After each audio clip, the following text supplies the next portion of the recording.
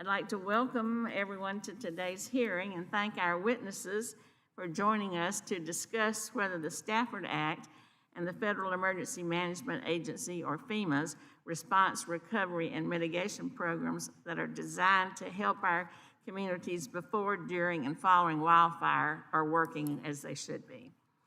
While Southern Nevada, which is my district, downtown Las Vegas, doesn't have the same magnitude of risk for wildfire as elsewhere, the state certainly has similar experiences of those further north, our neighbors in California, Oregon, and Washington.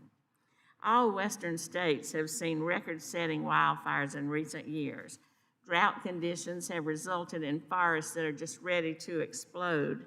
That could be caused from a lightning bolt, a campfire spark, utility lines being interrupted by trees, or an arsonist match.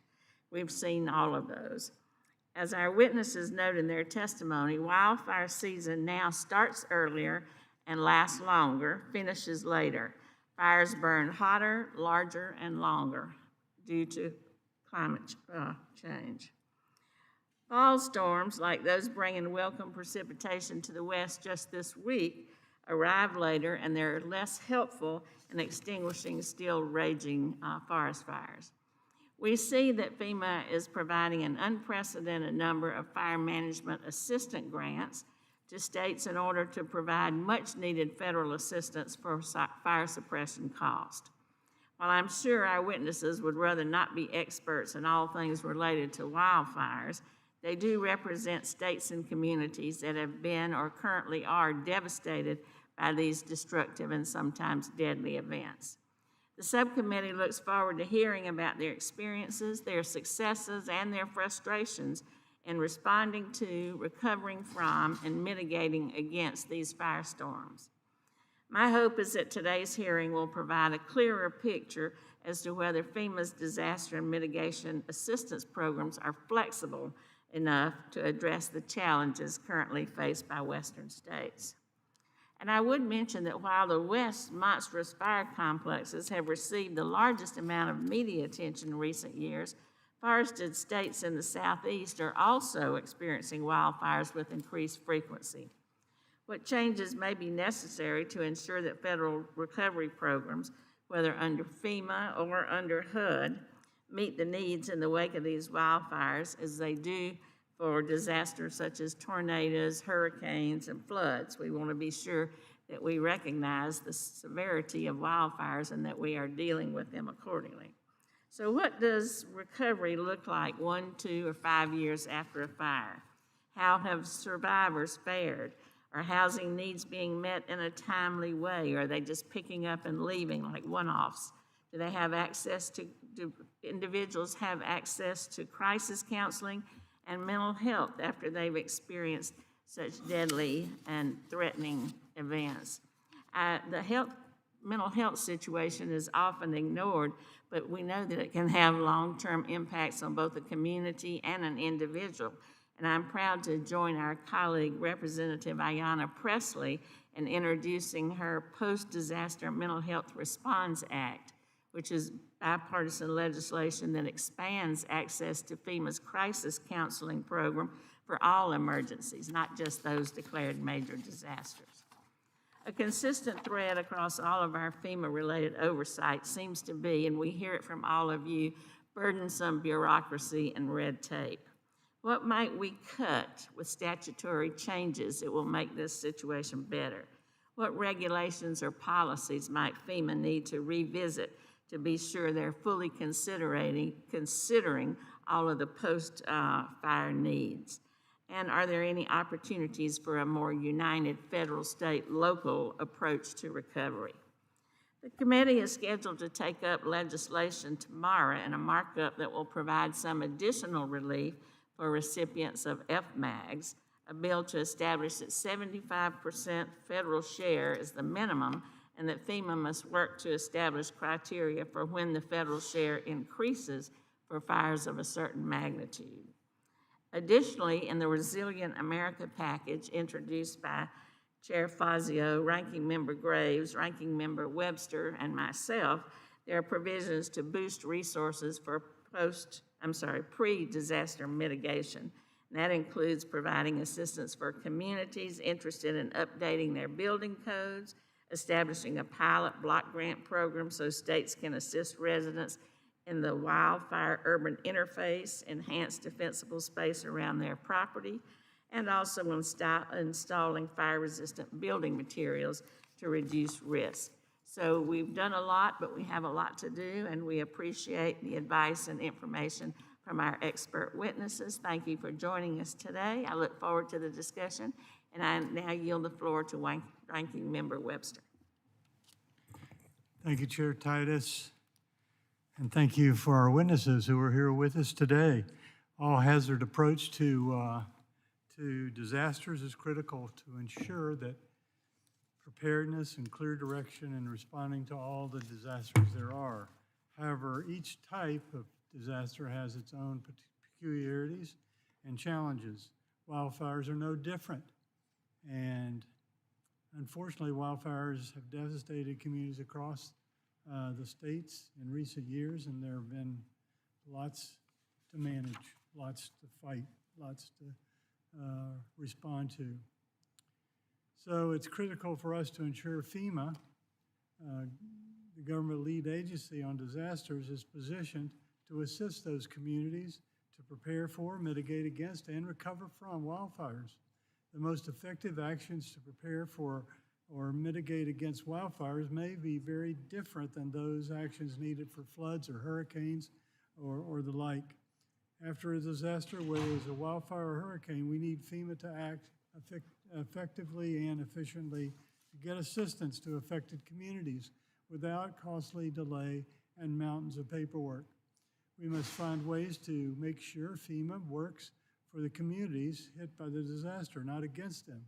That's why I'm pleased we have witnesses here today who have experienced firsthand knowledge. They've got knowledge of what's needed and how FEMA programs can effectively support efforts to prepare and respond to wildfires. We may learn a thing or two, maybe, if we apply each of these things to other types of disasters as well. I look forward to hearing the testimony of the witnesses today, and thank you, Chair Titus. I yield back. Thank you, Mr. Webster. I would now recognize Mr. DeFazio, Chairman of the T&I Committee, and Mr. Graves, Ranking Member, in that order, if they're present. Thank you, Madam Chair. I appreciate your holding this important hearing. In particular, I'd like to welcome Andrew Phelps, who is the Director of the Oregon Office of Emergency Management, joining us as a witness. He has been critical in a number of natural disasters that have impacted Oregon in recent years, including last year's wildfires, which were the worst of at least recent recorded history. 5,000 structures, 9 people lost their lives, tens of thousands evacuated, and it was extraordinary. And Oregon, working with FEMA, did for the most part a good job. There are some issues that we'll delve into a little bit here regarding housing, also the whole issue of and which has been raised by in the testimony I read about the problems of using HMGP funds for mitigation projects. I think there's a kind of a slant in FEMA over the years that they really kind of get used to dealing with hurricanes, floods, and wildfires were not so large or prevalent of an issue until very recently. And I think a lot of the bureaucracy hasn't quite adjusted to that. And I mean, in particular, mitigation prevention, but also mitigation after. I was reading something about how there's problems where there's no categorical exclusion for for these recovery projects, and you have to get I read in one of the testimonies, take up to 2 years to talk about putting in native plants and doing other things to prevent landslides afterwards and begin to recover. So I think there's a good deal of work needs to be done here, and I'm really looking forward to hearing from the witnesses also, along with Chair Titus and Ranking Member Graves and Webster. We raised questions earlier this year with FEMA regarding denial rates, and there's different reasons. I know we're going to protect against fraud. I get that, totally get that. But the process shouldn't be so difficult for people to get the individual assistance they need. And the documentation sometimes when, for instance, in Puerto Rico, you had to finally waive some of the documentation requirements because the courthouses were gone. So people couldn't prove that, that was their property or they'd lived there for so long, and started accepting some self-attestation. And we have similar problems when it comes to the mobile home parks, I think, which several of which were burned during the fire disasters in Oregon. So anyway, I look forward to hearing all the testimony and hopefully looking at ways we can just make a few changes in the way FEMA does things. Generally, I am very appreciative of the agency and its work, but I think we need a little adjustment when it comes to wildfires, wildfire mitigation, prevention, and recovery. Thank you, Madam Chair. Thank you, Mr. Chairman. Is Ranking Member Graves with us?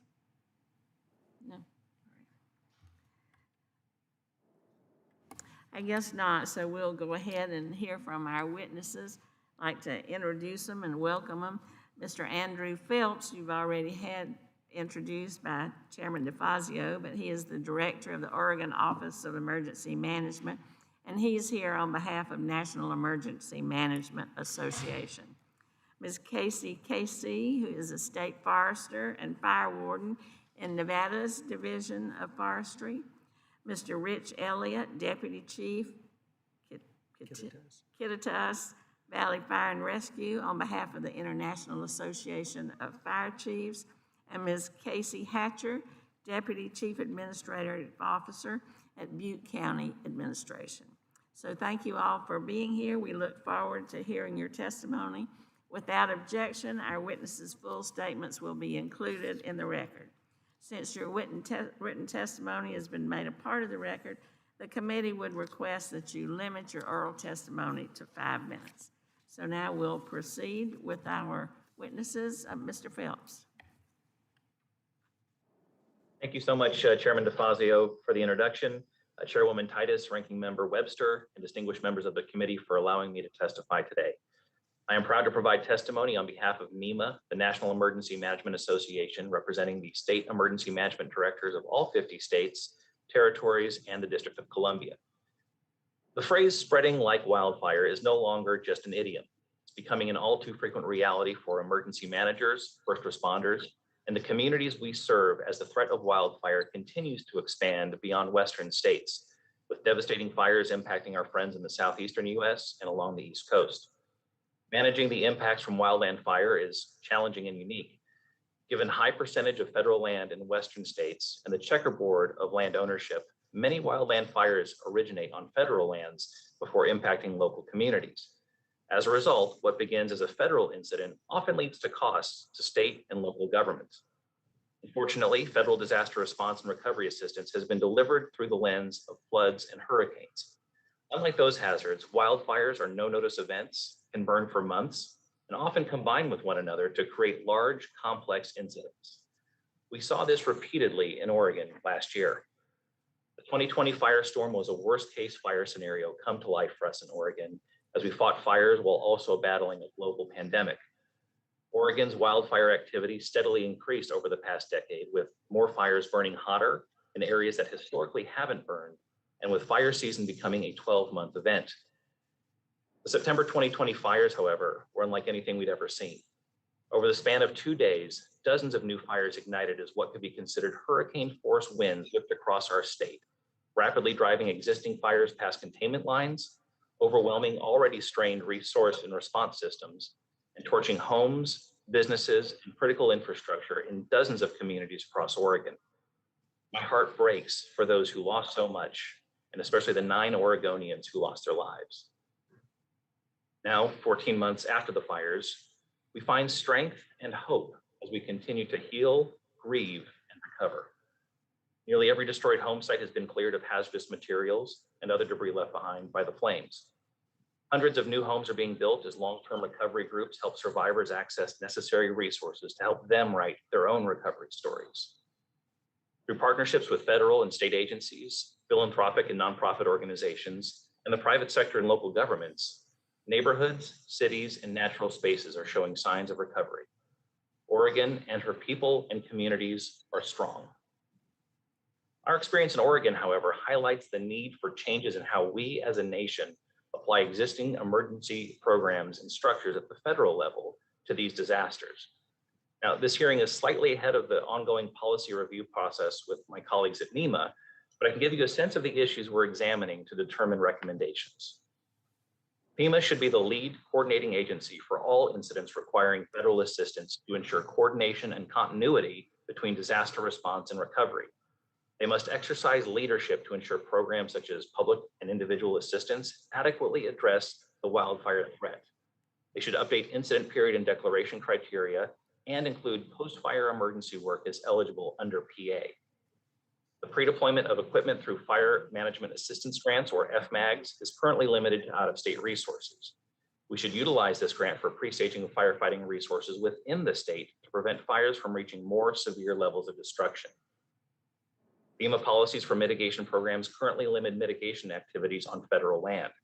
Unfortunately, it is often the impacts of fires on federal land that lead directly to the need for additional firefighting and mitigation on state and private land. Creativity will be required to ensure mitigation programs can assist in managing these events holistically. I also want to acknowledge our partners from FEMA who have been assisting us in Oregon throughout our wildfire recovery. Many of the innovative solutions to challenges we've experienced should be memorialized in policy because disasters, after all, are policy issues. They're a result of how we build, where we build, and the investments we choose or do not choose to make. Extreme weather, prolonged drought, and the devastating fires we've experienced in Oregon are not anomalies or outliers. They are indicators of what is to come. We must ensure federal programs can adequately support state and local governments in response and recovery efforts and properly evolve with this threat. We at NEMA look forward to working with you in addressing these challenges. And once testimony is concluded, I'm happy to take any questions the committee may have. Thank you. Thank you, Mr. Phelps. We appreciate that. Our next witness is from the state of Nevada. We're delighted she's here. Ms. Casey first joined Nevada Division of Forestry in 2002 and has served as state forester since April 2017. Ms. Casey has more than 15 years of professional experience in forest management and natural resource conservation, including her tenure as Nevada Department of Forestry Deputy Administrator and as the Program Manager of Nevada's Sagebrush Ecosystem Program. She holds a degree in Forestry Research and Conservation from the University of Montana. She's a native of Gardnerville, Nevada, and she's the first state forester to head Nevada's Division of Forestry. Congratulations on that. Welcome to the hearing, and we look forward to your testimony. Thank you for the introduction. Good morning, Chairwoman Titus, Ranking Member Webster, and members of the committee. Again, my name is Casey, State Forester Fire Warden for the Nevada Division of Forestry. I appreciate the opportunity to speak with you today and submit my written testimony as the subcommittee examines FEMA's Wildfire Assistance Program. Climate change conditions, dangerous fuel accumulations, and increased development in the wildland-urban interface have caused significant increases in catastrophic loss of life, property, and ecosystems across the United States, but as you've also heard this morning, most dramatically in the Western United States. These changes have increased burdens on insurance companies and national programs like those managed by FEMA to assist with the increase in the costs of not only wildfire suppression, but the losses suffered to homes and business owners. Oh. Sorry, I lost my spot here for a second. In the last 21 years, Nevada has burned close to 10 million acres, which averages to just over 470,000 acres per year. This is more than double the previous 20-year period in Nevada. Of note, within this 21-year period, Nevada has burned close to or over 1 million acres annually in 6 different years, which in the previous 20 years, there was only 1 year, which was an anomaly in that 20-year period. The increase in fire frequency and intensity is requiring more active ecosystem management to prevent catastrophic loss prior to wildfires starting. In 2020, NDF, along with our federal and local government partners, treated over 182,000 acres, which was a 48% increase from 2019, despite challenges related to the pandemic and workforce issues. This year, we collectively treated over 257,000 acres so far, which is for the first time ever, probably more than we've burned in the state this year so far. Nevada Division of Forestry is designated as the governor's authorized representative for the application of fire management assistance grants, or FMAGs, in Nevada. FEMA's Fmag program is critical, and we very much appreciate the support for state and local and tribal governments because of the 75% reimbursement rate afforded to those partners for non-federal wildfire suppression costs. NDF applies for FMAGs on behalf of all local government fire departments under contract in the state of Nevada, which equates to 98% of the fire departments within the state. Fmag eligibility is based on 3 primary criteria: threats to human lives and property, availability of state and local government firefighting resources, high fire danger conditions, and the potential for major economic impact. Although population size for threatened communities is not explicitly identified in FEMA's guidance to states on Fmag applications, it appears to be widely used when determining eligibility. This has continuously ruled out many of Nevada's largest and most affected areas for wildfire loss, which is our rural areas, who do suffer severe economic loss to landowners, to rural economies, to agricultural enterprises, mines, tourisms, and local and state governments. In 2018, FEMA allocated Hazard Mitigation Grant Program, or HMGP, funds for wildfire mitigation to those Fmag communities. Since 2016, NDF has been awarded 17 Fmags and subsequently over $10.7 million in HMGP funds to those communities. Of the 10.7 million, close to 8 million has been awarded for wildfire mitigation projects, yet none of those funds have been implemented on the ground due to a lengthy application and environmental review process. The funds that were allocated for equipment purchases have been executed and completed. A portion of these HMGP funds are needed for emergency stabilization measures immediately to ensure that there is no further loss to lives and properties due to flooding or landslides following rain or snow events after wildfires. FEMA should create a program to advance the necessary portion of these HMGP funds to recipients immediately upon approval so that emergency stabilization measures can be put in place. With lengthy delays of funding availability, we find ourselves in a much more costly and time-consuming restoration project due to ongoing erosion, sedimentation, and invasion of non-native fuels. FEMA programs for floods and earthquake mitigation are very well established with pre-calculated benefits and average costs for certain projects to expedite review and approval. A similar project should be developed for wildfire emergency stabilization measures and mitigation projects for wildfires to streamline the process and ensure that the actions can hit the ground immediately. Thank you for allowing me time to speak on this issue. Following testimony, I too will be available for questions. Thank you very much, Ms. Casey. We'll now go to Mr. Elliott.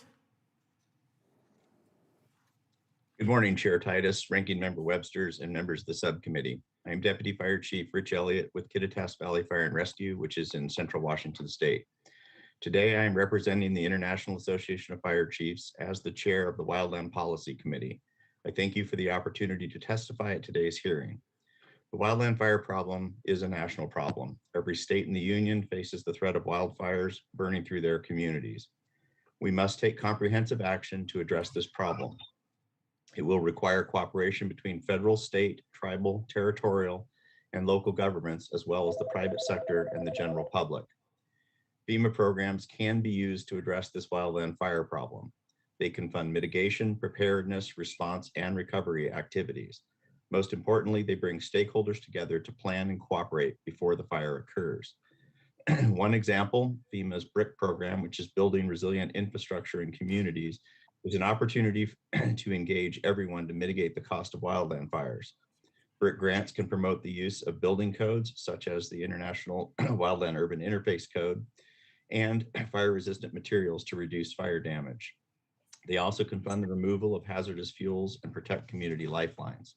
However, we must also use these grants to build capacity for mitigation projects. Local jurisdictions require technical assistance to educate the public about the importance of activities like prescribed fire. Also, we need help in navigating the environmental reviews and the litigation that are part of the mitigation process. The nation must also develop an experienced workforce to handle a surge in mitigation projects. Due to budget shortfalls in COVID-19, fire departments across the nation are facing staffing shortages and challenges procuring equipment. An example would be the semiconductor shortage, which is delaying the delivery of brush trucks to fight wildland fires. Many fire departments must train their firefighters to respond to wildland fires. Volunteer fire departments are facing problems recruiting and retaining personnel due to COVID-19 restrictions. Even career and combination fire departments are unable to induct recruit classes at a rate they require. FEMA's grants, the Fire, Safer, EMPG programs can help with these challenges. Fire and Safer provide matching grants directly to local fire departments for training, equipment, and staffing. The EMPG program can be used for planning for the response to wildfires. And I thank you for the support of these programs. The Fmag program mentioned before is a tool for funding the response to major wildland fires. It brings together federal, state, tribal, territorial, and local authorities to work in a collaborative manner. However, there is room for improvement. We recommend that the committee consider the Wildfire Recovery Act Hr 1066. This bill would allow FEMA to set thresholds for raising the federal match for Fmags. This would help communities devastated by wildfires to recover faster. We also asked that FEMA use the Fmag to fund the full footprint of the wildfire, regardless of whether it crosses jurisdictional boundaries. This will promote cross-border cooperation during wildland fires. FEMA can also take steps to improve mutual aid response. The reimbursement process can take years to resolve between FEMA and the states. The local fire department can be left holding the bill. FEMA could make the reimbursement process more transparent so that the local fire department can determine when they will be reimbursed. In addition, FEMA could standardize the reimbursement costs of common resources like volunteer firefighters. FEMA could also adopt tools that complement the EMAC system. For example, the National Mutual Aid System makes it easier for fire chiefs to identify and request the closest resources during a wildland fire. This program can support both intra and interstate mutual aid. The IFC urges FEMA to promote community preparedness efforts like Ready, Set, Go, which promote local preparedness and planning. They educate homeowners about how to protect their property and safely evacuate when necessary. I thank this committee for its leadership in creating the HMGP post-fire program. This allows affected areas to prevent flooding after fires and create erosion barriers, reseeding, and other activities. After a fire, FEMA could provide additional technical assistance to help communities recover and rebuild. In some cases, latitude may be required so that a fire station could be rebuilt in a safer location. As I conclude, I emphasize the importance of action. In 2020, we had 59,000 fires burned across more than 10.1 million acres.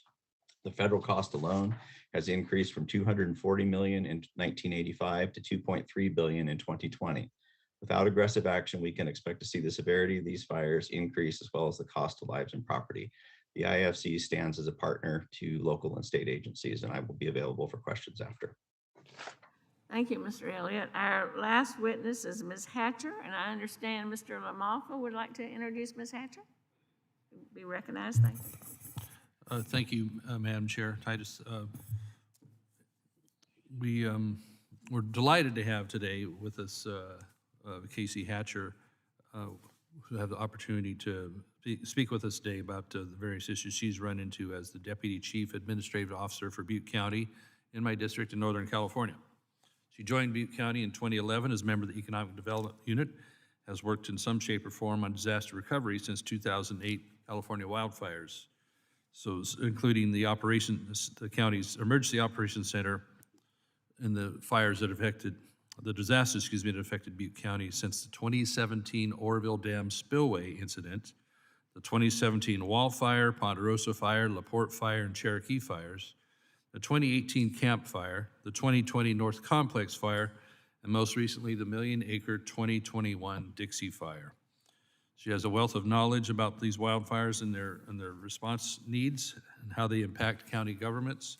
I know she's eager to speak with all of us about this today, and she's been a delight to work with as an effective in helping the recovery for all these disasters that we face in Northern California. I appreciate her insight today. Thank you, Madam Chair. Thank you, Mr. LaMalfa. Ms. Hatcher, you can go ahead. Good morning, Chair Titus and Ranking Member Webster and members of the subcommittee, and thank you, Congressman LaMalfa, for the introduction.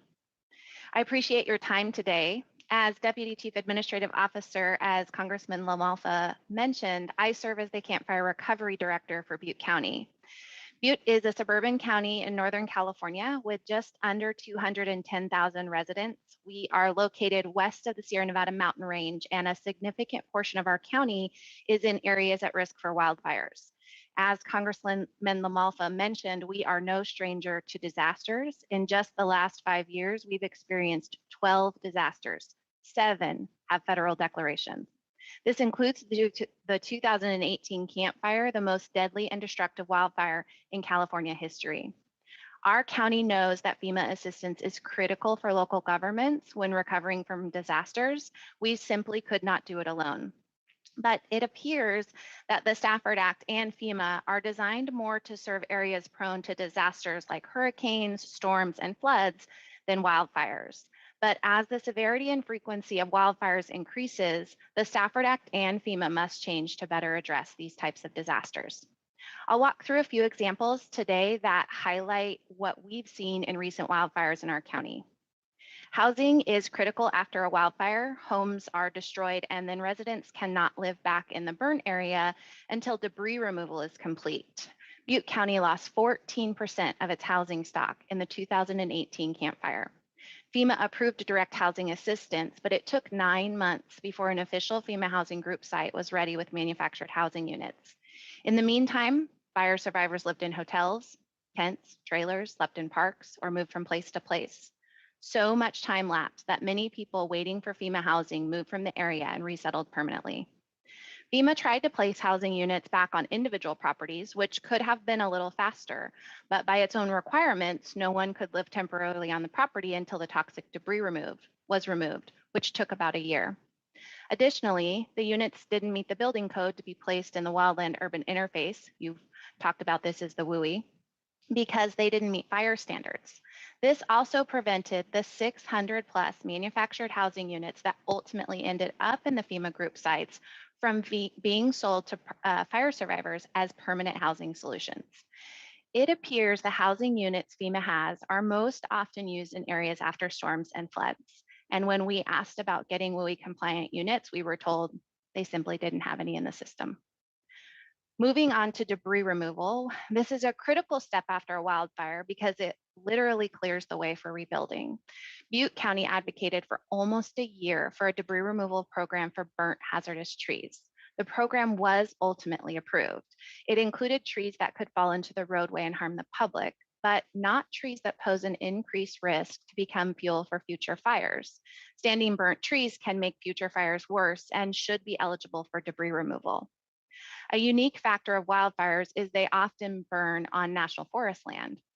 However, Forest Service land cannot be included in debris removal programs funded by FEMA, and sometimes the Forest Service is uninterested or unable to remove the debris or trees on its own. This leaves burnt hazardous trees along the roadway as fuel for future fires. This happened in the Camp Fire. This happened in the 2020 North Complex Fire in Butte County, but it will be a more significant issue for the 2021 fires, like the Caldor Fire that burned near Lake Tahoe in California. Debris removal efforts after fires in our county put hundreds of heavily loaded trucks on roads not constructed for that type of traffic.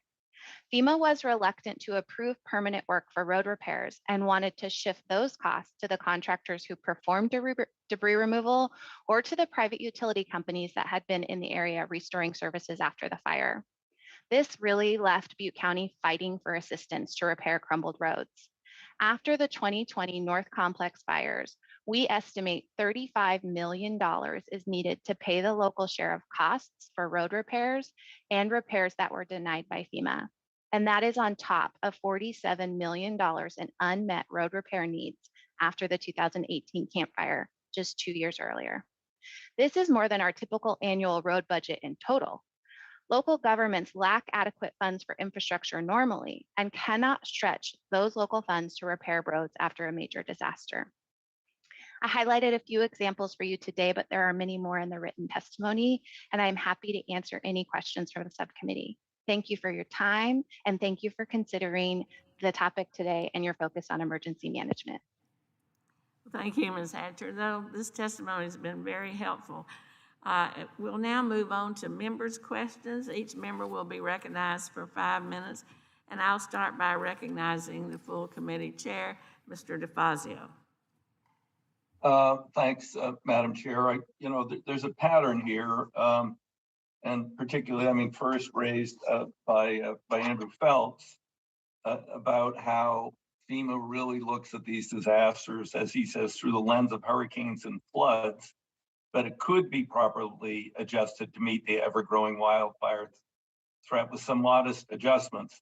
And that's a theme. We heard about housing units that weren't fireproof, et cetera, et cetera. So if everybody could come up with like 1 or 2 things that you think, and state it briefly, that should be changed, that would orient FEMA more toward fire recovery and mitigation pre-fire, that'd be helpful to me. I'm trying to there's so many acronyms. This agency must have more acronyms than any other agency in the federal government. So I have no idea how to keep up with them, but if you can be specific, that'd be great. Andrew, why don't we start with you? Thank you, Chairwoman Titus, Chairman DeFazio. Let's call out maybe some of the references in the PAPA-G, another acronym, the Public Assistance Policy Guidance. I would recommend a quick change, or a really impactful change would be how we view hazard trees. By FEMA's definition, hazard trees are those that have a split trunk, broken canopy, or are leaning at an angle of over 30 degrees. That's not the kind of damage you see to trees in wildfires. Very often wildfire trees look perfectly healthy on the outside, and take a skilled arborist to make that determination as to whether or not a tree can survive for months or years after a fire. Looking at how we handle private property debris or commercial debris removal, what constitutes a damaged concrete slab. There are some nuances that we find after a fire burns through an area that cause damage that may be repairable after a hurricane, or maybe more obvious after a hurricane or a flood, but just needs much greater consideration following a wildfire. Okay, Casey, do you have some thoughts on this? So Yes. you're nodding your head. Thank you. I think the first one that pops up for me, this was a great discussion. I think one of the big ones is working with experts. It requires that local government, state government, federal government, all of us work together, emergency managers, state forestry agencies, restoration and reparation after fires. In communities, it looks very similar to other issues, other floods and other disasters in some ways it doesn't. And so we need to set the standards to make sure that wildfire criteria are looked at, those things that happen after fires. But when you're looking at ecosystems too, we have to timely remove those trees if we're going to get any funding or get any money back from say, the timber that could be sold. We've got to have markets to sell that timber. The current rate of wildfire destruction in the Western United States, we don't have a market for the timber that's coming off for normal projects, let alone the mega fires and gigafires or whatever they're calling them today that we're seeing. And so we need to work together to look at all the criteria on how all these funds would be applied for wildfire mitigation and pre-calculated benefits so that we can get this money out there quickly to the ground. Okay. Anybody else want to volunteer on this? Yeah, this is Rich Elliott on behalf of the IFC. I would say the reimbursement process, we view the IFC members and local governments as a surge capacity working with the states and the federal partners on medium-sized incidents. And if we can do this correctly, a lot of times we can keep those smaller, medium-sized incidents from becoming these large complex fires with multi-million-dollar price tags attached to them. And whether it's through the en masse process or just transparency or just a guarantee that, hey, this is when the payments will come out, it would make the local governments a little bit more willing to sort of lean forward and help the neighbors, and overall the suppression costs would be reduced. So thank you. Great. Ms. Hatcher? Thank you, Chair DeFazio, for the question. I concur with everything that was mentioned by the other witnesses and would just add that it's important to focus on the people affected by wildfires and displaced by these large disasters that are now occurring, and a focus on housing and looking at the eligibility of people who can receive housing, which I mentioned in my written testimony, and the type of housing units and their way they're deployed. It's very difficult, unlike areas affected by floods and storms. It's very difficult to deploy large housing sites in wildfire areas, particularly close to burn scars. So a focus on housing, I think, is really critical. Okay, yeah, I saw that in your county, they brought in these units that cost $325,000 each. I don't know, they must have been pretty nice, but they didn't have the proper siding or any kind of fireproofing, right? I think it's just not typical that they're deployed for wildfires. I think they are used to floods and hurricanes and storms. And so what was so unfortunate is they couldn't be placed inside the burn scar. So they couldn't go back on lots as temporary housing to be there for any number of fire seasons, and then they couldn't be placed there permanently. I think that seems like a pretty simple fix potentially. Understanding the diversity in states for building codes and the ability to make them hardier against wildfires if that's where they're going to be placed, either temporary or permanently. Yeah, that's definitely something we're going to have to follow up on. The committee will need to follow up with the leadership at FEMA in terms of developing units that are suitable for areas that are fire prone versus flood or hurricane prone, very different kinds of needs. And I just, the price tag seems to me a bit exorbitant, knowing people who make very nice manufactured homes in Oregon. And I think we need to delve into that too. That seems very high, particularly for one that isn't suitable for replacement in that area. So thanks, everybody. I appreciate your suggestions and look forward to working with you on that. With that, I yield back to balance my time, Madam Chair. Thank you, Mr. Chairman. I now recognize Mr. Webster, Ranking Member.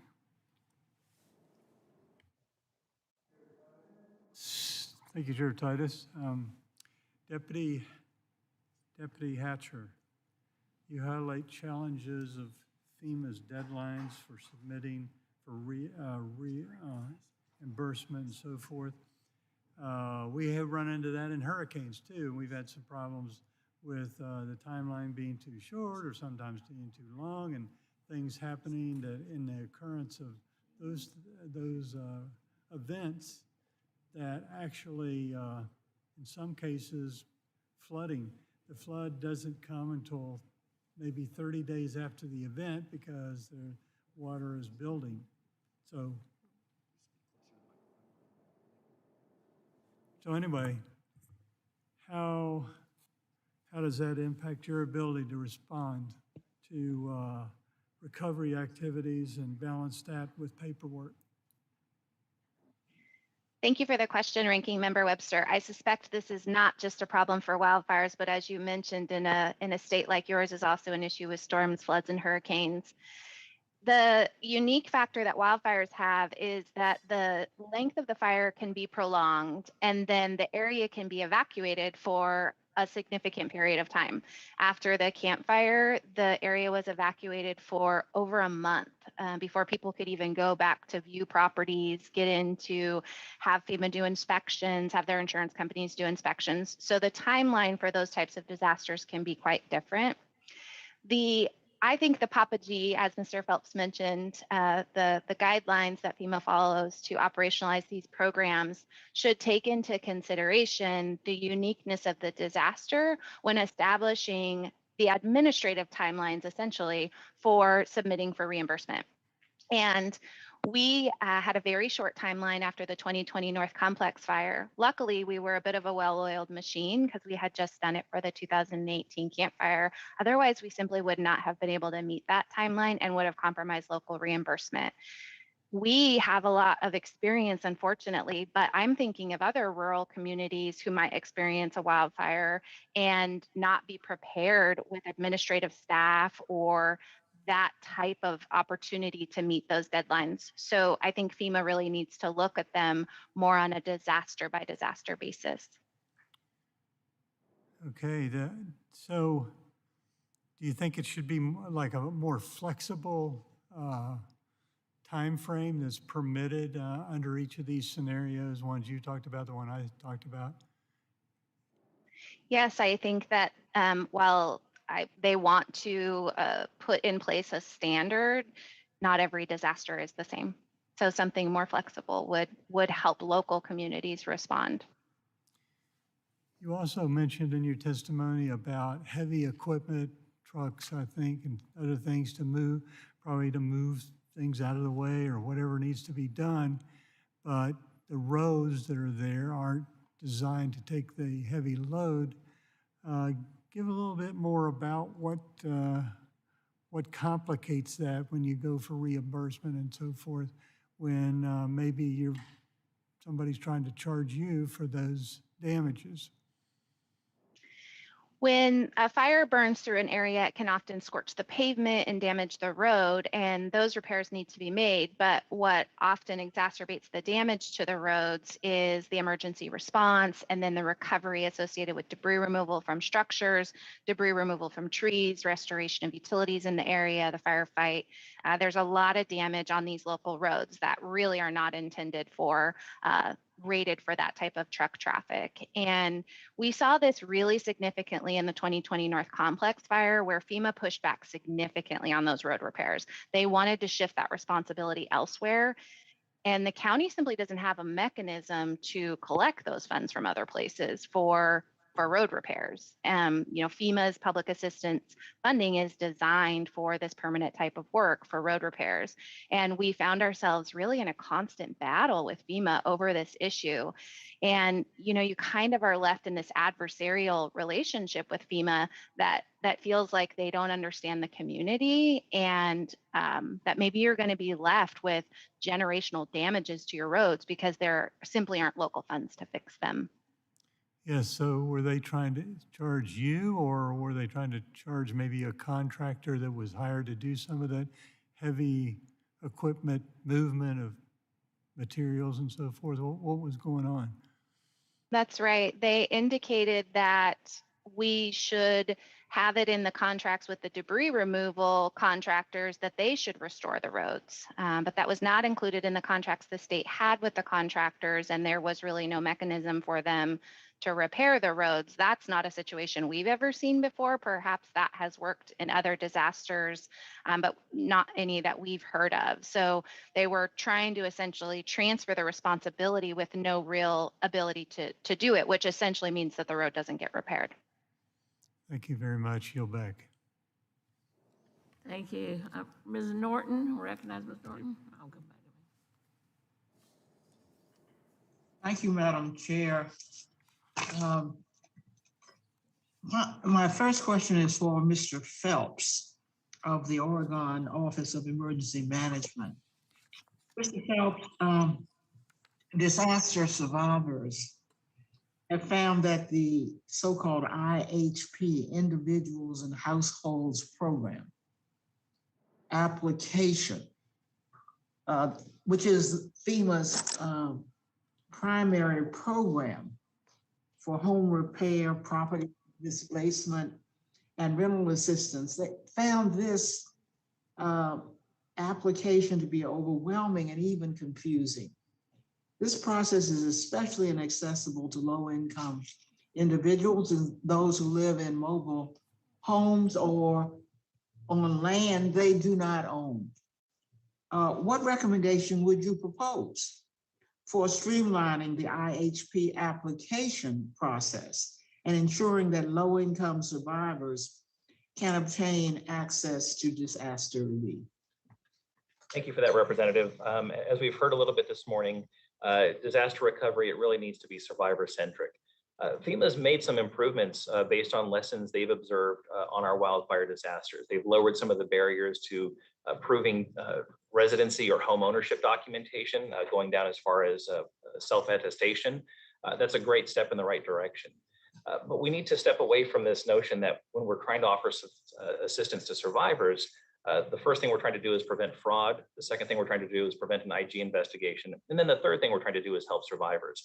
Survivors and helping survivors needs to be at the front end of every decision that's being made. One of the other successes that we had here in Oregon was a re-engagement with disaster survivors. Those folks that received a denial letter early on, several months later, FEMA came back and met with those folks and said, okay, what were the barriers? Why were you denied? And what can we provide in terms of assistance to help you navigate these processes? That resulted in many millions of dollars that disaster survivors in Oregon were entitled to being paid out that wouldn't have otherwise been paid out had they not done that re-engagement. So this second bite at the apple, as it were, for disaster survivors is important, but we need to ensure that FEMA is proactively leaning forward, working with the states and local communities to provide that assistance. Anything that we can do to lower barriers to assistance must be done. There are many federal programs that offer various assistance to folks during disasters, during blue sky days. We should do an audit of all of those programs, see what those lowest barriers are to assistance, and apply those to disaster scenarios, because this is a time when folks can least afford to navigate complex bureaucracies and when they need the help the most. Thank you. Ms. Casey, your testimony notes that Fmag eligibility will vary for the same community from year to year, even though the community is experiencing the same threats to human lives and property. Could you describe the impact to your state's emergency management planning as a result of a fluctuation in Fmag eligibility? Thank you for the question, Mrs. Norton. This is Casey again.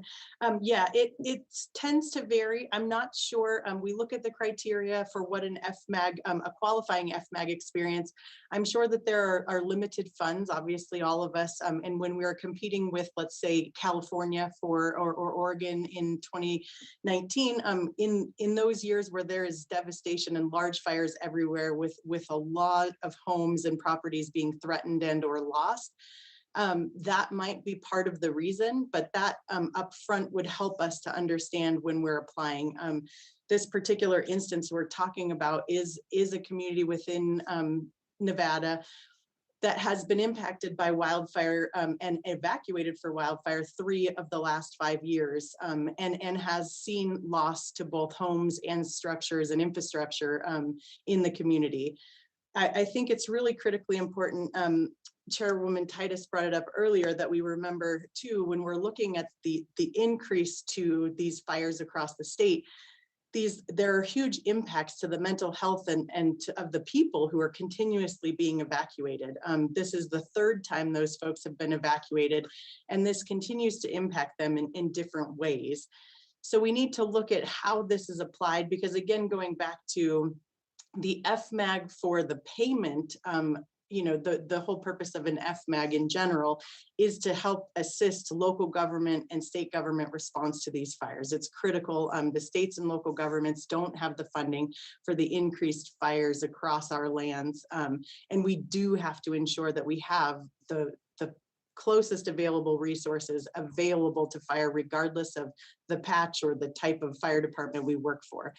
So I think those things are critical, and maybe just understanding right up front, the criteria are out there for Fmag applications, but when they're in times of crunch or there's a high need for the Fmag, what are they then looking at to rank the states and the projects that are being applied for? Thank you. My time has expired. Thank you. We'll now go to Mr. Jimenez. Thank you, Madam Chair. And Chief Elliott, I don't know if you know, but I was a former fire chief for the city of Miami.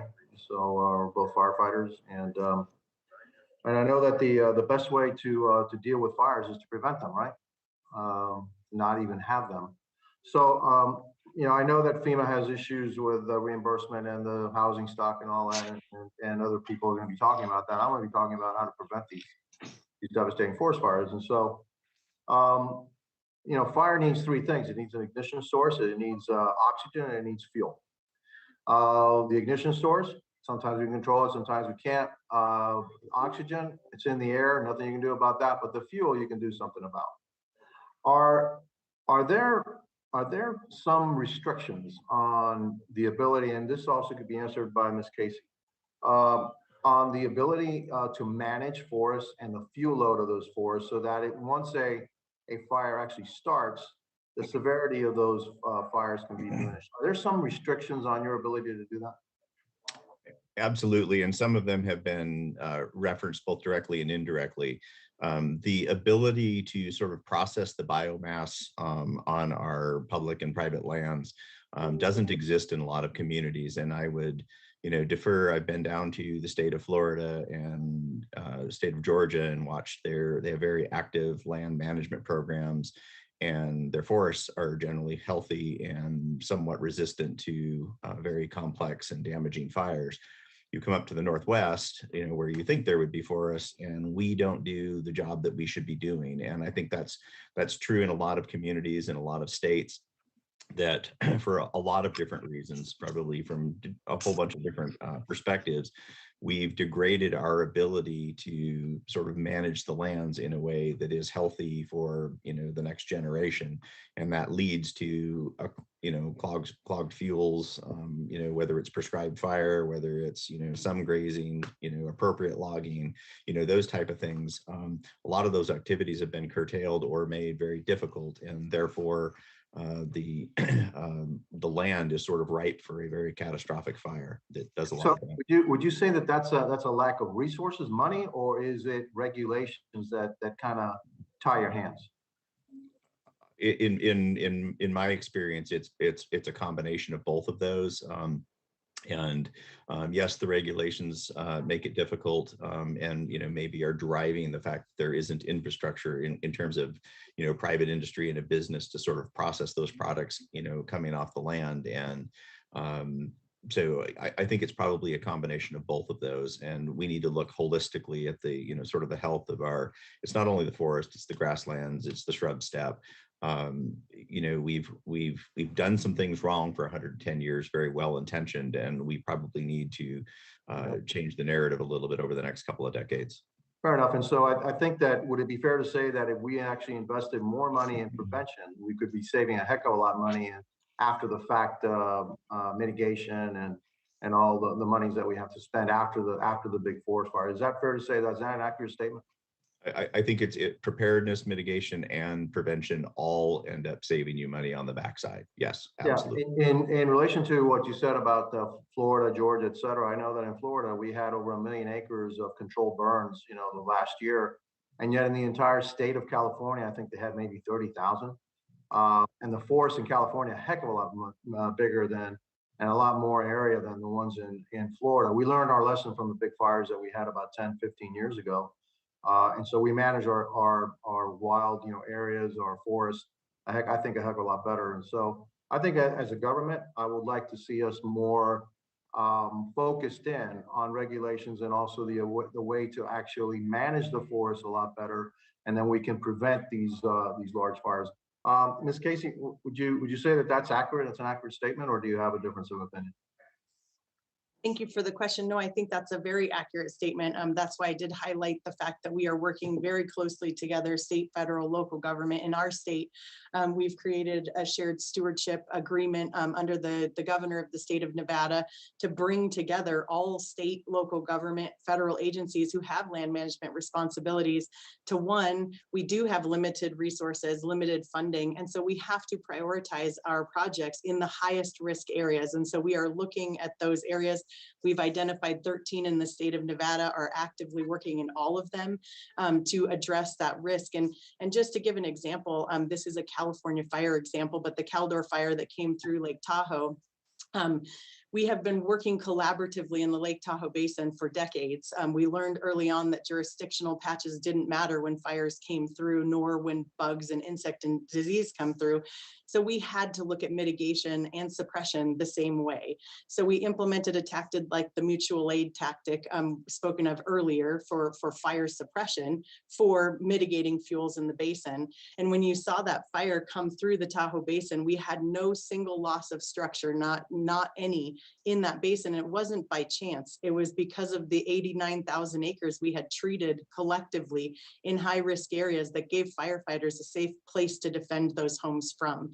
And so I think that that is so critical, making sure that we're working together, addressing those highest risk areas, and making sure that all of the management actions we're taking are collaborative and really have an impact on what's happening on the ground.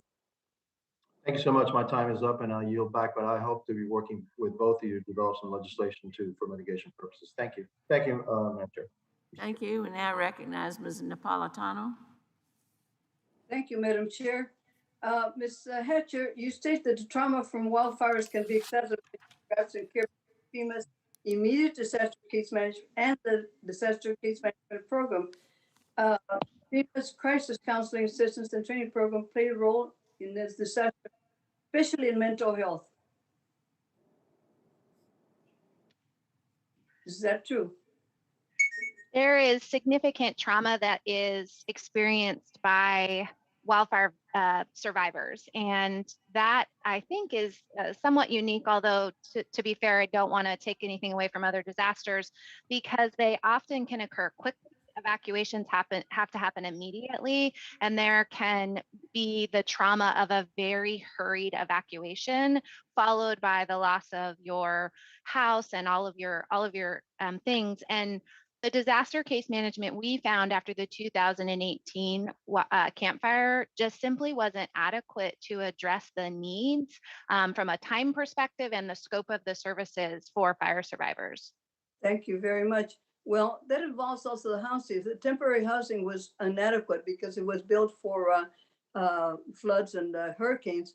Maybe we could find the less costly and better built in the future. And also, I'm concerned about the fact that they don't expedite the funds. Is there an issue with the paperwork or with the turnaround time that you're faced with, anybody?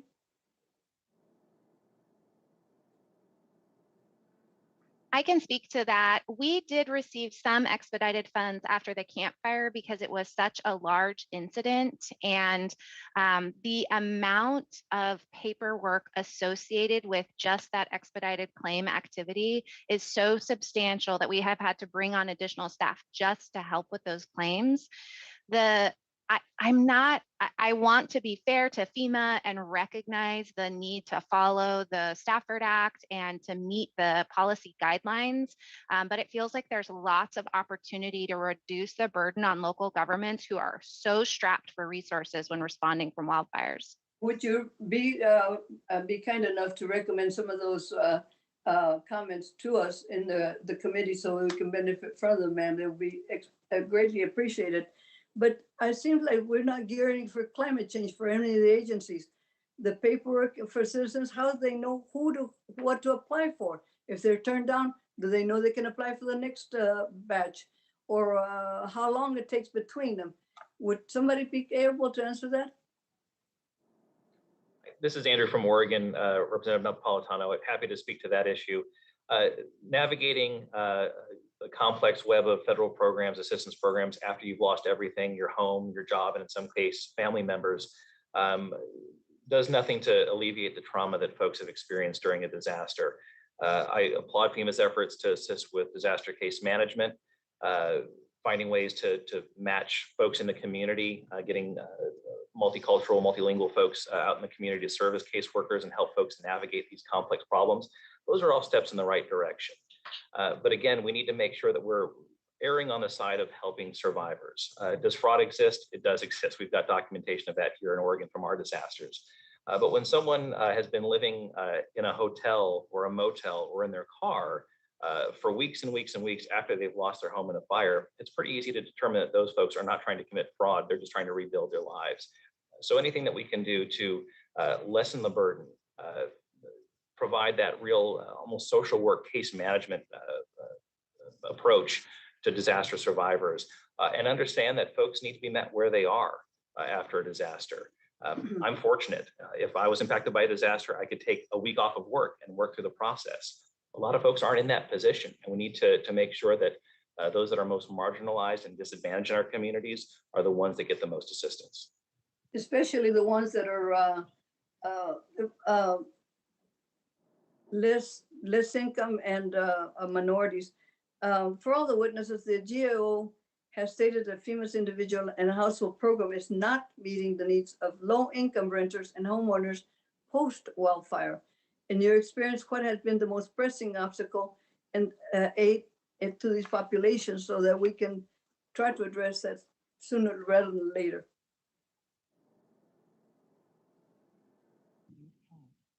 This is Casey? Casey Hatcher, and I would echo what Mr. Phelps had to say about needing to focus on the fire survivor first and not the assumption of fraud or worrying about an audit. I think this is what really prevents us from individually assisting each person through their scenario. We could reduce the barriers for eligibility for that individual assistance and look to help people with their individual scenario. Maybe they were multiple families living in a household together and are having trouble proving residency. Maybe they simply want assistance to live temporarily outside of the county while they figure out their rebuild. Maybe they need mental health resources. But we saw after the 2018 Camp Fire that the case management assistance that came forward and the mental health assistance just wasn't enough to address the magnitude of the need from our fire survivors. Thank you very much. Provide any of those comments to the committee, please. Madam Chair, I yield back. Thank you. Now recognize Ms. Gonzalez Colon. Thank you, Madam Chair. I got one question I want to yield to Mr. Lamalfa. My question will be to Mr. Phelps. And when we manage some different things from FEMA, one of the issues is the what types of categorical exclusions must be helpful in your case. You highlight how the environmental and historic preservation reviews can be a cumbersome and the challenge with the lack of categorical exclusions that can help speed up the process. If you can point out what specifically you're saying about this. Thank you, Representative. I would say when we look at something like the EHP requirements, the environmental and historical preservation requirements, very often when we're looking at things like emergency protective measures, the process of going back and recreating whether or not considerations were made for environmental and historical preservation as we're trying to stop a wall of flames from moving into a county, destroying thousands of homes and taking lives. I think that's an unrealistic expectation. So we need to be a little bit more flexible, understand the dynamic nature of wildfires in particular, and exercise that flexibility to ensure that when our firefighters are out there working in the heat, the smoke for days on end, they're doing the best they can to both be good environmental stewards, but also save lives, protect the property, and also do what they can to protect the environment. Going back and trying to recreate some of that documentation after the fact is overly cumbersome and places a greater liability and strain on resources that are already tapped to save lives and property. Thank you, Mr. Phelps. I want to yield the rest of my time to Mr. Lamalfa. Thank you, my colleague from Puerto Rico. I appreciate the time and also working with you previously on dealing with Puerto Rico's disasters and hurricanes. So I hope things are improving for you there as well. Thank you. I'll be speaking with Casey Hatcher here a little bit from my home county of Butte. Obviously, we've faced a lot in the last few years in Northern California and in Butte County, dating to the spillway disaster at Oroville Dam that's been rebuilt well now. And I want to say right up front too that FEMA's response has been very good by and large with what we've tried to accomplish in all these disasters and working with the state, with Cal OES, and just trying to break through what would have been normal, the bureaucracy that might happen. We got some pretty rapid response on that, but as Casey lined out here, there's things that maybe are unnecessarily still bureaucratic in nature that we need to work through. And just to get quicker response, get people back in homes and things like that, or the FEMA trailers. And I do share Chairman DeFazio's concern that if these units are really costing $325,000 for a portable building like that, I would envision being 90 to 120, 140. I don't know why something has to cost so much, just because government is the one involved purchasing it. So we need to take a closer look at that. But Ms. Hatcher, would you elaborate a little bit on the costs of repeated disasters? You talked about the roadways. Right here over my shoulder this was actually the front page of the Wall Street Journal yesterday, I believe it was.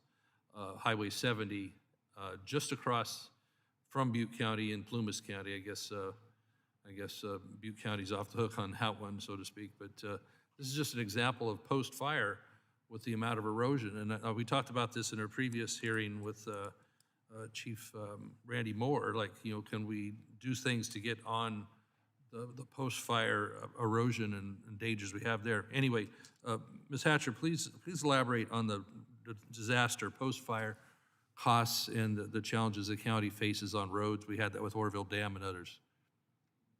Thank you, Congressman LaMalfa. That picture is a really great example of exactly what happened. That's in a burn scar, and that slide is what can happen after a fire disaster. And when you are a small county like we are, and you have a fire followed by a slide and a flood followed by a fire, there is so much impact and that strains your local resources to be able to respond, that we would like to see changes to the level of assistance that is provided to communities that have consecutive disasters in some period of time, because there is an inability to pay that local share of costs again and again to address these varied types of disasters. After a wildfire, the land needs time to restore itself and becomes more susceptible to slides and floods and things of that nature. And you can see that type of consecutive disaster happen.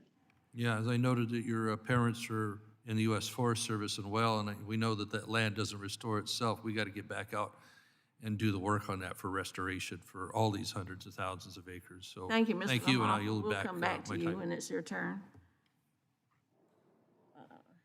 Now it's Mr. Garamendi.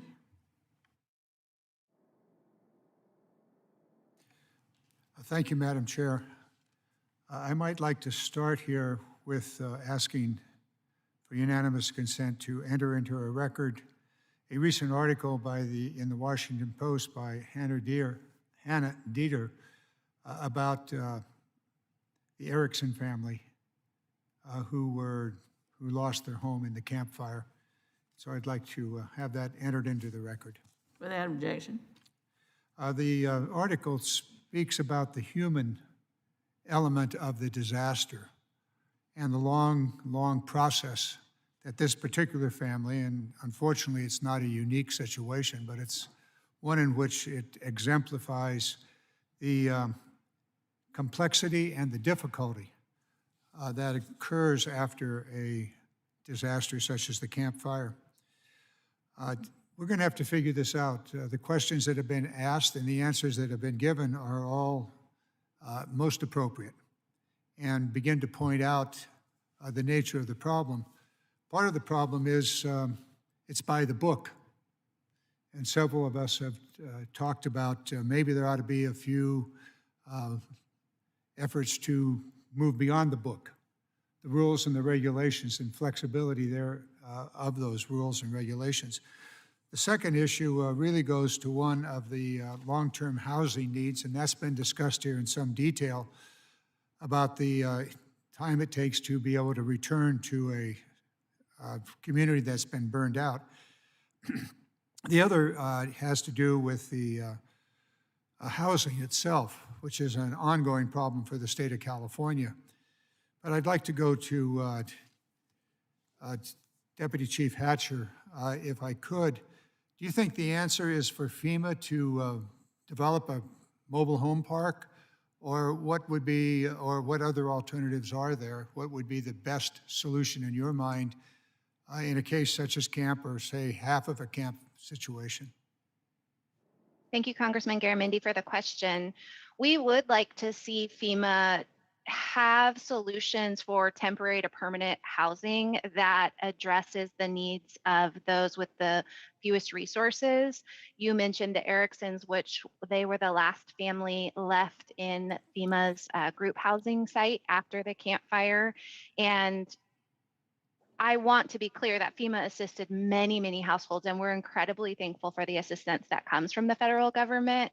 But there has to be a solution that looks to permanent help for folks as opposed to just a temporary solution, because we lost 14% of our housing stock and less than 10% of that has been rebuilt nearly 3 years after the campfire.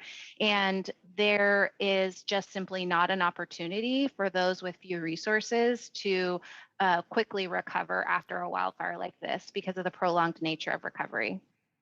Well, we've discussed the nature of the temporary housing being built in such a way as to meet current codes in California. That's one thing that may be able to deal with this. The other is the necessity for holistic support, and that's been discussed in different ways here. The role of the state of California is critical in this, because most of the support systems are either funded by or directed by the state that the county should carry out one or another of those programs. So I'm really looking here for any one of you, and perhaps Casey, you seem to be the go-to person here, and perhaps Mr. Phelps, how can we develop a solution in which all of the resources that exist, from healthcare to social services to homeless programs of one sort or another, how can all of those be focused for the benefit of those individuals, such as the Ericksons and others who have been, whose homes have been destroyed in one or another of these disasters? I would say that we need to have a coordinated approach. There are a whole variety of agencies that bring resources to bear after a wildfire, and they're often very beneficial resources, but sometimes can lack coordination. And you're right that there's assistance coming from the state of California and from the federal government. And I mentioned earlier the disaster case management, and we would really like to see the case managers from FEMA better coordinate with those that are in the local community from community-based organizations to really set individuals on their own path to recovery. It can be incredibly difficult to navigate all of the resources available after a disaster, and that could be a really key piece. It maybe is not within the purview of this committee, but other resources that come for housing assistance, like community development block grant funding for disaster recovery that's overseen by HUD, is kind of divorced from coordinating with FEMA. And those pieces need to tie together better. Thank you very much. My time has expired. There's a lot more to be said here about this issue of coordination. I would point out that there's a major housing element in the reconciliation bill that we hope to get out of here soon. With that, I yield back. Thank you, Mr. Garamendi. Back to Mr. LaMalfa. Thank you again, Madam Chair. Again, we find a lot of parallel concerns here with what Mr. Garamendi was saying as well on the housing situation. I think, and we also have to step back a little bit and really ask the question: is it FEMA's long-term mission to be so far into housing? We had to work to get them to approve temporary housing for up to 2 years following Camp Fire for the folks like down in Gridley, et cetera. And but is it really the proper role? So bringing up, we have to look at a mechanism, maybe a smoother handoff to HUD longer term that would be for those folks that are, underinsured or not insured that get burned out. We're talking in the Campfire, Paradise, and others around Magalia, Yankee Hill, Concal, and then also the situation we had where we lost most of the town of Greenville up in Plumas County, and next door to that, Canyon Dam. And then we have a situation where over in Lassen County, the town of Doyle. So you have all these issues that are going to be long-term situations, and since FEMA is an emergency management agency, we need to, forge together a mechanism for a better handoff.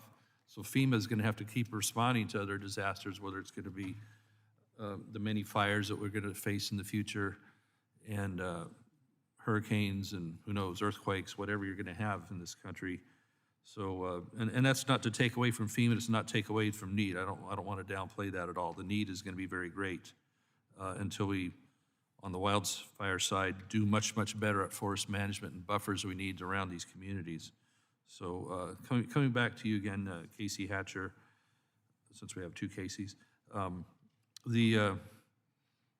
Let me talk about quickly the Beckworth fire versus the Dixie fire. Beckworth happened just before the Dixie fire, farther up north and east in California, basically about 10 days before Dixie. Ironically, as I was returning from being up there with the folks at the Beckworth fire, I saw the Dixie fire had started just a couple hours before I came down the Feather River Canyon on 70. And there was fire folks on the scene already, but who knew at that moment that that was going to turn in months later to nearly 1 million acres. In this case here, what we see is Greenville in Plumas County versus Doyle up in Lassen County. You have two different types of disaster. One group of survivors basically is going to get assistance and one will not. So in what we're talking about, when the lava fire and salt fire in Shasta and Siskiyou counties, you have, they're overstretched from disaster up there as well. So you have issues where if those fires had happened closer together in time, that they would have been more eligible to make FEMA be able to draw all the fires into one big disaster, I guess. So we have the situation, it has to cause a bigger threshold of disaster to have them become eligible for it. So you have to have more damage to unlock federal assistance. So if you could tie them together, or unfortunately, nobody wants a bigger number. So Casey, I guess, given the record-setting fire scenes we've seen in 3 of the past 4 years, we're looking at with Butte County, but we know about your neighboring counties too. Are we at the point where we're going to have to keep needing more and more resources to help fight these fires and begin the long-term recovery? What are we looking at? Just it's pretty discouraging. It does seem to be that the frequency and intensity is going up. And you mentioned a situation that we had in 2017. We had 2 fires in the summer that didn't qualify for a major disaster declaration from the federal government, and one that happened to be part of the fires that happened in the North Bay in 2017 that did, because it got grouped with it. And they received resources and benefits that similarly sized fires in our community didn't. But it's the consecutive nature of the disasters and the ability for the local government to operationalize assistance that really is at play. When you look at Plumas County, which is where I grew up, it's so small, and the resources that they need to help Greenville are significant because of the size and the need of their county. And those types of circumstances and the consecutive nature of the disasters need to be considered when we're taking a look at what type of assistance is provided to communities, because we are seeing an increasing need for this recovery, and as was mentioned earlier, an increasing need to mitigate these types of disasters. Thank you, appreciate it. My time has expired, I yield back. Thank you. Now I recognize Mr. Carter. Thank you, Madam Chair.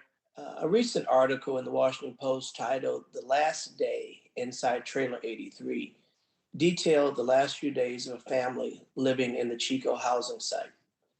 This article described the difficulties that many wildfire survivors have finding permanent housing after disaster. It also describes how all the rules and requirements in our disaster recovery program actually affect people's everyday lives.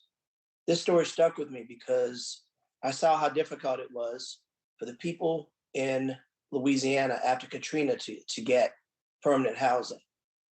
16 years later, we find ourselves with the same situation with Ida. I also worry about the means for constituents of Louisiana 2nd District who survived Ida. What this article showed me was that no matter what specific act of nature, whether it's a wildfire, heat wave, a freezing spell, an earthquake, or a hurricane, those of us who face any natural disaster face many of the same challenges afterwards. Mr. Phelps, any lessons learned that can be applicable to hurricanes moving forward from the wildfires and the experiences that that you found yourself in? Thank you for that, Representative Carter. And first, happy birthday. I believe birthday wishes are in order for you today, sir. Thank you very much. You know, we talk a lot about the federal assistance and the federal family that comes to support you after a disaster. We've heard a little bit already about HUD and some of the community disaster block grants that are available. That funding needs to come sooner. We haven't yet received CDBG DR funding through HUD. We need to ensure that FEMA is in lockstep with their partners in HUD. I would recommend that they look at the model that we've adopted here in Oregon. Days after the fires began, we established a work group with emergency management, our Oregon Department of Human Services, which was responsible for mass care and the immediate sheltering needs, and the Oregon Housing and Community Services Department, which handles housing across the state.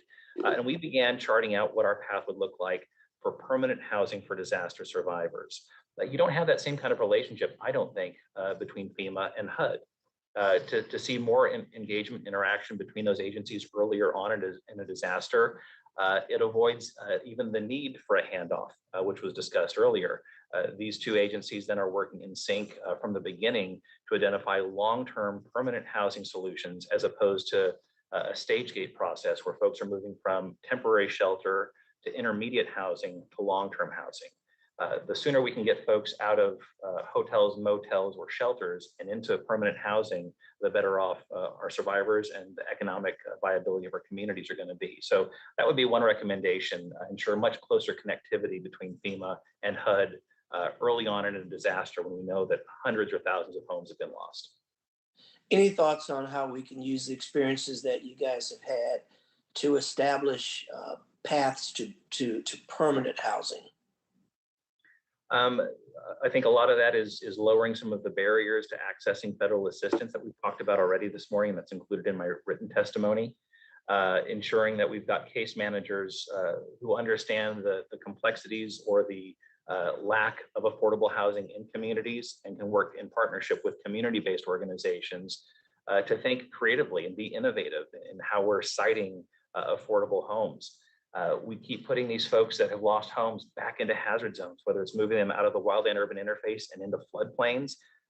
That's got to stop. We're just kicking the can down the road to the next disaster, and we're putting our most vulnerable at risk.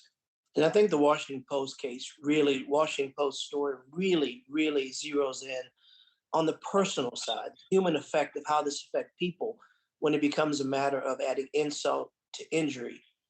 We know that when people go through these horrific natural disasters, they find themselves in a place where they never could have imagined they would be. And then add further insult to injury when they seek help from federal agencies, they're treated very indifferently in often cases where people are made to have onerous requirements to prove who they are, what they lost.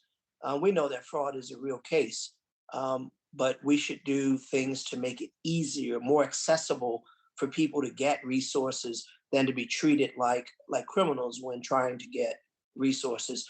What do you think about truncating or lessening the requirements to get these resources to people? It's an absolute critical piece of this puzzle. Again, I think FEMA's made great strides in the last couple of months by changing their individual assistance policy to reduce the barriers that folks have to show to prove home ownership or residency. We need to see that applied across other programs as well as folks try to access federal assistance. Thank you. Watch you back. Thank you, Mr. Carter. Now, Mr. Guest. Thank you, Madam Chairman.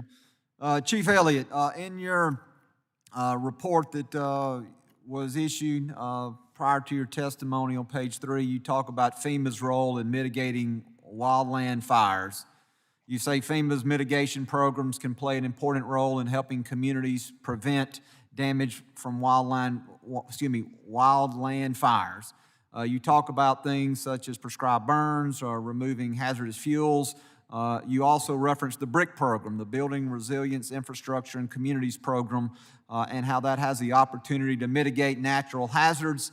And you go on to say that BRIC grants have supported programs to reduce the biomass and hazardous fuels in the WUI and use it for electricity generation. It sounds to me what you're referring to there is generally just forest management, ways in which we can manage the forest so that we can better prevent wildfires before those fires begin. The old adage, an ounce of prevention is worth a pound of cure. And so I would ask if you would, could you expand, Chief, on the BRIC program and particularly expand on the use of things such as prescribed burns and where you talk about the reduction of biomass and being able to use that to generate electricity? Yes, sir, and thank you for the opportunity. So what we're looking at from sort of a local perspective is developing an infrastructure that makes the federal government's and FEMA's efforts sustainable over the long term. Removing fuel or active land management or active forest management is an ongoing process. And so from our perspective, we see the key to this as developing technologies in industries and in some cases reinstalling industries in communities so that we can process that biomass, to some extent make that an economic contributor and take that liability and turn it into an asset. And yes, this is entirely about active land management. And when we talk about programs like the BRIC program, really this goes back to the cohesive strategy, which two of the elements there are resilient, fire-resistant landscapes and fire-adapted communities. And we have to accept the fact that there is a fire interval on most of our lands in this country. In other words, there's a cycle of fire that's going to come back. And the longer we put that off through, artificial suppression, the more damaging that catastrophic fire is going to be when those weather conditions or the fuel conditions are bad. So the mitigation and the prevention efforts are absolutely where we believe we should be focusing, because that's going to create for our grandkids a less of an issue with wildland fire in the United States. We can't turn this around in a year. We're doing what we can for the recovery and the suppression, but we need to get ahead of this problem. And that's going to be through active land management, mitigation, and prevention. And these forest management programs, is it your opinion that, one, it would create a healthier forest, and then ultimately that in the long run, as this program continues to play out, that we would have less damage, less destruction because of the wildfires that are regularly occurring? Absolutely. All of those things done correctly will produce a more resilient ecosystem, more resilient landscape that we can use. And we also believe that, especially in many communities, that this can redevelop industries or create new technologies where those industries actually contribute to the local communities as well. That this isn't something we keep going back to the federal government for fuels mitigation. And when you talk about fuels mitigation, when you talk about reduction of biomass, would that include things such as thinning forest land and things of that nature? If you would just kind of explain in a little more detail when you're talking about those two categories, more specifically, what are you referring to? Yes. Appropriate, and all of the caveat here is appropriate, appropriate logging, whether that be commercial or just thinning projects, whether that be chipping projects. Prescribed fire is absolutely part of the solution. And we also look at the reintroduction of grazing in certain lands. Again, all of this balanced against done in the context of, what's correct and what will actually contribute towards long-term forest health. And again, we're talking about grasslands and shrub steppe as well. Thank you, Madam Chair. I'm out of time. I yield back. Thank you. Now we recognize Mr. Carbajal. Thank you, Madam Chair. I want to thank all the witnesses that are here today participating in our hearing.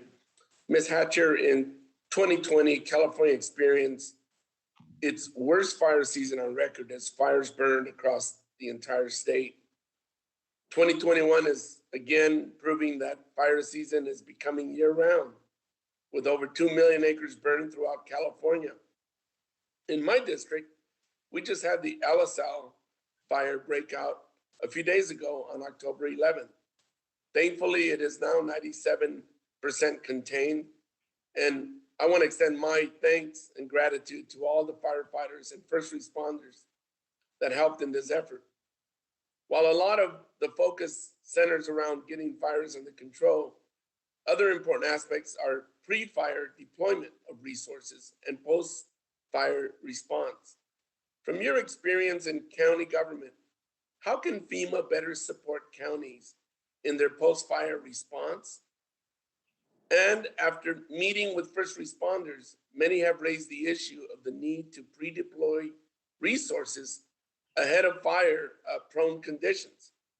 However, this places a cost burden on local governments. What has been your experience in Butte County? Thank you, Representative, for the question, and I'm so glad to hear the fire is becoming contained in your community. The post-fire resources, the need is significant after a wildfire, from everything to the cleanup to the housing to, as has been mentioned here, mental health services and disaster case management support. I think one of the things that FEMA could really do, not just right after a disaster, but on an ongoing basis, is to provide technical assistance and help local governments to build capacity. We had, before the Camp Fire, one person in our Office of Emergency Management locally. And we grew that capacity to be able to respond after the Camp Fire and the 2020 North Complex fire, but many rural and suburban communities simply don't have those types of capacities. And I would recommend that there's a lot of technical assistance even before a disaster strikes that can be provided to local governments. You also mentioned the staging of resources, and we've seen this be an issue both before wildfires as well as other events, storms, floods, things of this nature. I think the flexibility of FEMA's mitigation assistance to recognize the type of need, whether it's the clearing of fuels to prevent disasters, or whether it's the staging of resources to help to protect life when there is a disaster. They have pretty strict mitigation requirements that don't recognize some of those other types of community lifelines that are in need. Thank you. Ms. Casey, the Disaster Recovery Reform Act of 2018 included a significant enhancement to Fmag assistance, authorizing post-disaster hazard mitigation grant program assistance to help local communities recover. However, as I have experienced this firsthand in my district, there is an abundance of red tape that has made these federal dollars hard to access in many cases. While my office was ultimately successful in working with FEMA to ensure that over $13 million in federal dollars were awarded to the Santa Barbara County Flood Control District to help build a debris basin, the delays experienced were clearly unacceptable. How can FEMA be a better partner in helping alleviate the burden on local governments to be able to access these resources and funds? Thank you for the question, Representative Carbajal. I think you've heard a lot of the same, so I'm going to repeat what's been said, maybe in a different way, maybe in the same way. I think a lot of it is pre-planning and working together ahead of these disasters. We experienced and are experiencing the same delays. We're very thankful for those HMGP funds and the amount of funding that is flowing through FEMA to help us recover from a rehabilitation and revegetation side from wildfires in the state of Nevada. But we're also experiencing those delays. And I think part of that is the upfront planning with partners, not just looking at the state, through our emergency management, our all hazard mitigation plan, but state forestry agencies, local governments. We have plans for resource management. We know kind of ahead of time where fires, we can't predict where human cause starts will happen, but we do kind of know where fires are going to have the greatest impact in our state because we look at historical data. We know where we're really dense in our forests. So we need to look at those areas and work collectively. We're very good at working together, land management agencies, emergency management agencies, health departments. It's probably time for us to expand that reach in the beginning, to work together to make sure that we are prepared and we know what plans are out there. And then FEMA could utilize those plans that have been vetted by partners and worked collaboratively to create for implementation, to expedite implementation. Thank you very much. I'm out of time. I yield back. Thank you. I have one question for anybody on the panel. We heard you say that we need to put the fire survivor first. Well, we know from previous experience with evacuations, whether it's a hurricane or earthquake, that many times people won't evacuate if they can't take their animals with them, their pets. And nobody has mentioned pets or wildlife or livestock. How does this fit into FEMA's recovery plans? Or even the Chair housing Titus. problem? Chair Titus, you're absolutely correct that many times people will not evacuate unless they can take their animals. And in Butte County, we offer large and small animal shelters. And recently our Ag Commissioner has developed a program that allows people back into the evacuated areas to feed commercial livestock in order to help promote the evacuation of these areas so that first responder personnel can focus on fighting the wildfire instead of evacuating individuals. We are very pleased that FEMA reimburses this type of assistance, and we think that they can better help facilitate this by helping to share these types of best practices across communities where they are being effective. It is a challenge as shelters start to close and there aren't rental housing units or permanent housing units for people to go with pets. It's a challenge for getting people to move from shelters or temporary housing assistance, though, and that is an area where we could work with FEMA to develop some best practices. I think that would be great. We would appreciate that. Can you tell us how it works in Nevada, Ms. Casey? Yes, thank you for the question, Chair Titus. It's very similar. We work with our emergency management agencies, our public health officials. So the response is very similar from an evacuation of people, their pets, their livestock. There's a lot of people that come together to ensure that things get moved into the right areas. One of the things that I would say up front is when we talk about the three tiers, the active land management, building those resilient landscapes, fire adapted communities, so that's the construction in and around, and then making sure that we have the proper suppression assets, that's the cohesive strategy. That's how we're going to address this. Some of FEMA's programs do address these issues. There are lots of other programs in the federal government that also address those. And so coordination and amongst those programs and who is the right party to take on those responsibilities, we need to make sure that that's part of our consideration as we're moving into these disasters. And just coordinating and planning ahead, you wouldn't think about this necessarily, but a lot of the fires that have been discussed today that happened in California had significant impacts into the state of Nevada, both from evacuees that came into the state of Nevada and have moved here permanently. So our housing market has been affected. We've been building more and more houses into the wildland urban interface, trying to create affordable housing where people can live.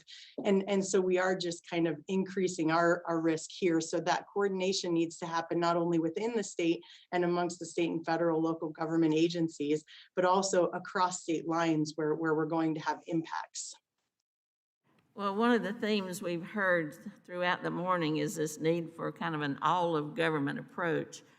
One group that's also involved when businesses are effective is the Small Business Administration. So when we are looking at who we need to coordinate with and who needs to be at the table, and as we try to revise some of these provisions y'all have suggested, we want to be sure that that's the case and we don't leave anybody out.